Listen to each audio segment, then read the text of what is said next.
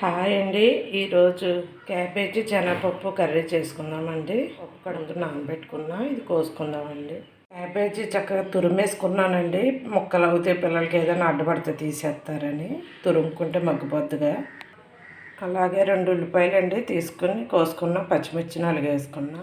శనగపప్పు కడుక్కున్నానండి, ఉడకబెట్టుకుందాం. ఇప్పుడు ఆయిల్ పెట్టుకున్నానండి.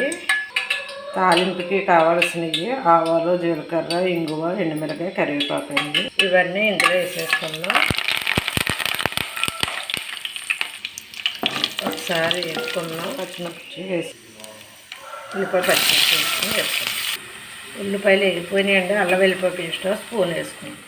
వేగిపోయినాయండి. ఇప్పుడు క్యాబేజీ తురుము వేసేసుకుందాం. వేసుకుని కలుపుకుందాం. ముక్కలు అనుకోండి సరిగ్గా పెద్దగా ఉంటాయి. అదే మగ్గిపోయిందండి. ఉప్పు, కారం, పసుపు అండి, ధనియాల జీలకర్ర పొడి ఇవన్నీ అందులో వేసేసుకుందాం. ఈ కూరలో ఇవన్నీ వేసుకుని కలుపుకుందాం. ఒకసారి మిక్స్ చేసుకుందాం.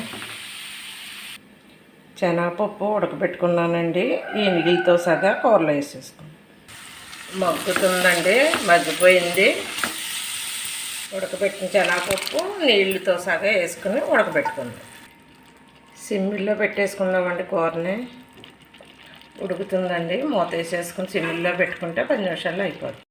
కూర అయిపోయిందండి. కొద్దిగా గరం మసాలా వేసుకుందాం లాస్ట్న. అలాగే కొత్తిమీర కూడా వేసేసుకుని ఒకసారి మిక్స్ చేద్దాం. కలుపుకుందామండి.